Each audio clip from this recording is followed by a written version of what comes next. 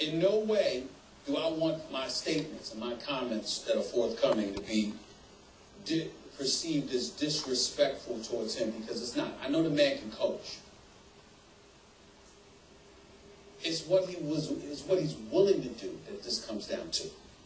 Mike D'Antoni does not care about defense. Now, see, people can sit there and say, well, that in itself is disrespectful. Skip, Mike D'Antoni became the head coach of the Phoenix Suns in 2003. Mike D'Antoni averaged 58 wins a season for the Phoenix Suns. Mike D'Antoni is responsible for an infusion of just excitement in the NBA basketball game and deserves to be commended for that. But when we talk about winning championships, there's a reason his number's at 0. There's a reason for that. I agree.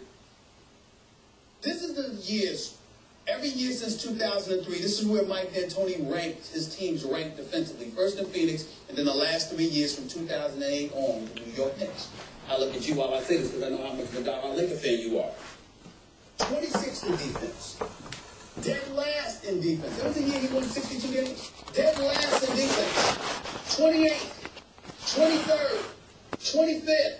And then in 3 years with the New York Knicks, 28th, 28th, and 28th. And in 2009, 2010, they were dead last in field goal percentage defense. And this last year there, they were 26th. That basically means that at 45 years of age, I can score on them. He might get Tony's defense. That's basically what that means. Okay? Now, somehow, some way, let's give credit where credit is due. Clearly, this man knows how to interview. And clearly, this man knows how to convince some people that, again, maybe a personality transplant has taken place. Maybe he's not the same Mike D'Antoni that was in Phoenix, that Steve Kerr, former executive for the Phoenix Suns, now analyst for TNT, basically begged him and pleaded with him, listen, I need you to modify your coaching just a little bit to focus on defense just a little bit more, because I'm accustomed to winning rings, first in Chicago, then San Antonio, and I'm telling you, this ain't going to work. Okay, not when it comes to winning championships. Mike D'Antoni would rather leave Phoenix, with Steve Nash, by the way, there at the time, than modify his schemes to the liking of a guy like Steve Kerr. So you look at all of these different things. Now let's get into the personnel of the Los Angeles Lakers. Understand, there's a thing called step-up, pick and rolls, and things of that nature, where you basically what you're doing is you're giving the point guard the option to engage in pick and rolls and just decide whatever he wants to do. Steve Nash, I love Steve Nash. Steve Nash can play. Steve Nash is 38. He's not the same Steve Nash he was in Phoenix. He's not the same Steve Nash he was.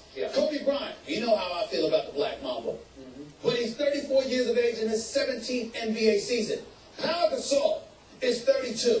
Okay? So you don't have a bunch of young spring chickens to play that frenetic pace up and down the floor. Remember, and oh, 7 seconds or less? That's right. 7 seconds left. And oh, by the way, you also don't have an abundance of shooters around these guys. Yet, in Mike D'Antoni's system, you'll get benched for being on the court and not shooting. Okay? Because he wants everybody to jack up shots. Feel free. Let it go. Okay? So then that makes it bad enough. Here's what makes it worse. You basically said, Dwight Howard, to your point, we have no faith in your postgame whatsoever. You did pick and rolls, understand Van Gundy in Orlando. That's what we want you to do here. But in order to do that, Skip, you have to have shooters. Remember in Orlando, they had Ryan Anderson and those boys, and Jason Richardson and those boys. In L.A., you not only have no shooters outside of Kobe and Nash, but also Pau Gasol takes up your space, which means that you'll probably have to trade him in order for this to work out for you, because you got to give Dwight Howard room to operate those pick and roll schemes. So it just doesn't make sense. The personnel that the Lakers have in place doesn't make sense for this hire. I don't know what they're doing, man. His history of believing that his defense is his offense doesn't work for a championship, a franchise with a championship pedigree. And then last but not least, we also get to Jim Buss. Because there's no doubt in my mind he went to Daddy and said, Dr. Buss, Daddy, I thought you was going to let me run this franchise. Phil Jackson is asking for control of basketball operations to some degree, more power per se. But we all know Phil Jackson doesn't really care about that as much as he cares about having to answer to Jim Buss, a man whose basketball prowess, dare I say, he finds highly questionable. All of those things are in place to sort of explain the thinking of the Lakers, deciding to go in this direction. That damn Jim Buss is an idiot. What it comes down to is that the Lakers organization basically told Laker Nation, we're trying to win basketball games. We ain't necessarily trying to win championships. Because there is nothing, I repeat, nothing that justifies you turning away from an 11-time world champion as coach. Didn't even call his disciple, Brian Shaw. Exactly. He won it, by the way, instead of Mike Brown when it first came on board. So you didn't call Brian Shaw. You didn't call Nate McMillan, the former coach in Portland. You didn't call any of these guys. But you called Mike Antoni, give him 3 years guaranteed, $12 million, and you're trying to sell us on this notion that you are going to compete for a world championship? Maybe you will, because Antoni certainly is going to make it exciting, and he's certainly going to be able to find a way to put points up on the board. But who's he going to stop? My last statement. San Antonio with Greg Popovich and OKC with Kevin Durant and those guys, they are smiling. This is a beautiful morning for them. They just both heaved big sighs of relief. Phil is not back running the LA Lakers. I'm going to put a big exclamation point on everything you just so eloquently stated. This is a disaster for your Lakers. A disaster for your Lakers. I'm here to tell you that I was flabbergasted on Friday that Mike D'Antoni's name was even in the conversation.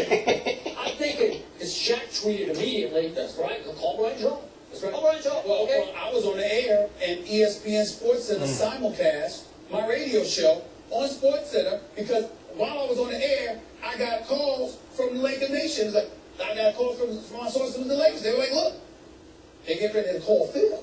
And I'm like, I know Phil's going to take the job. Yeah. So what's there to talk about? And then they said, well, Mike D'Antoni's going to be interviewed. I said, for what? Stephen, is Mike Brown better? Is it better than Mike Brown? First, I want to finish. Because I'm so, you see, I'm pissed. I'm sorry. Go ahead, Skip. Mike Brown would be a better fit right now for the Lakers than Mike D'Antoni would be. Wow. Mike Brown worked as the defensive coordinator to Kobe's offensive coordinator. Let Kobe run the offense. And I know they were having this Princeton thing with Eddie Jordan. I have no idea. But I'm pretty sure Kobe would have figured out how to navigate that. He would have made the offense his offense. So now you can argue, well, gee, the buses wanted to return to Showtime. Well, this isn't Showtime. This might be Go Time, 7 seconds or less time. But Stephen A., Kobe is not going to love this.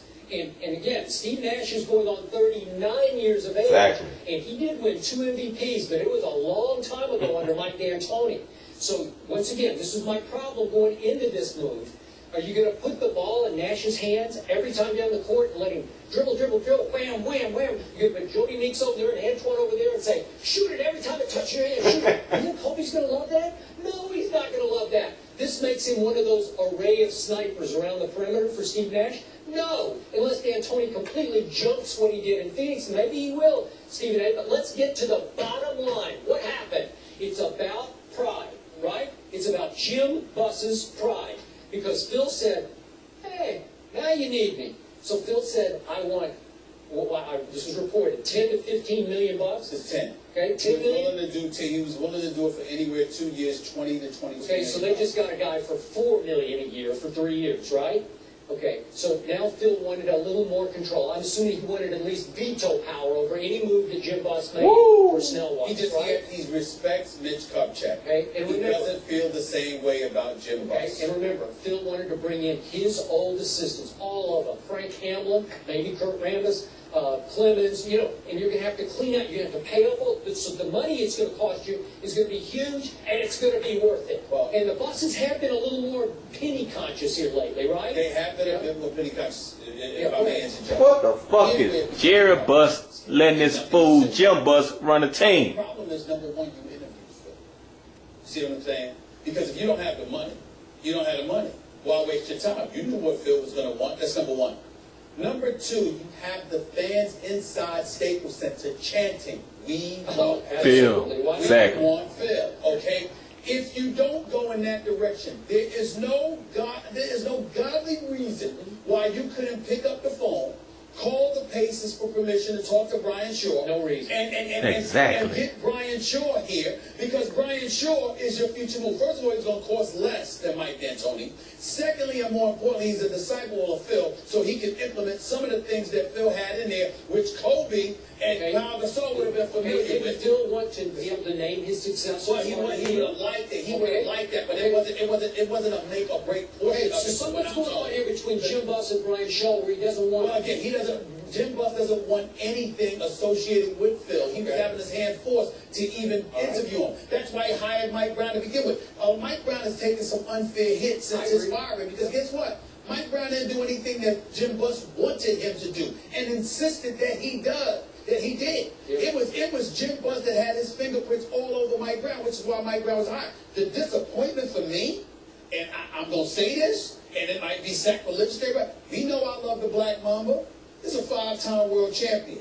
When Mike Brown got hired, we didn't see Kobe happy. He didn't say a word about it. He refused to make a public declaration about any way or the other. He wouldn't address it to the media. He wouldn't talk about it. Nothing. The first thing he does when Mike D'Antoni gets everybody knows I love Phil, but I'm excited about the hire of D'Antoni. I'm saying what's something's missing here. This is Kobe Bryant. This is a 5-time world champion, a future Hall of Famer. This man is LA right now. Kobe Bryant is LA right now. And the fact that these decisions are being made, okay, and you just don't hear, it's like, oh, well, I don't know anything about this, or I don't have anything to do with that, or I'm excited about this, or I support the organization no matter what. Oh, no. There are certain things that you got to speak up about. And I'm disappointed in that regard. I don't know. I'm on my way out to L.A. I'll be at the game tomorrow night when they go to the Spurs. And, we'll find out what we find out then. I don't care what they say, though, because what I'm seeing, this makes no sense to me. Not that D'Antoni deserves to be a head coach in the NBA. I'm not saying that. I'm talking about for this team, this roster, and its supposed goal for championships. This does not make sense to me. Should they have kept Mike Brown instead? Mike Brown was a struggle offensively. And Mike Brown was too attached to Jim Buss. I don't think any coach is going to be successful if they can't shred off or shrug off the tentacles of Jim Buss. He is a problem because his ego and his level of affection or lack thereof for particular individuals are influencing his basketball acumen. I'm not accusing the man of not knowing basketball. I don't know him well enough to say that. But I have spoken to too many people that consistently say the same thing.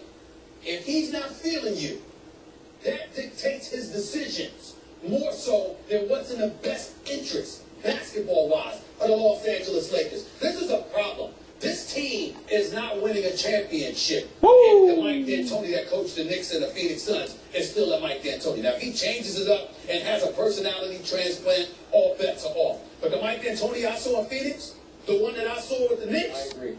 That team is not winning a championship. It's not having games, but not a championship. Oh, he'll win a lot of games. Okay. Oh, he'll win a lot of games. No championship, though. Coming out, the Falcons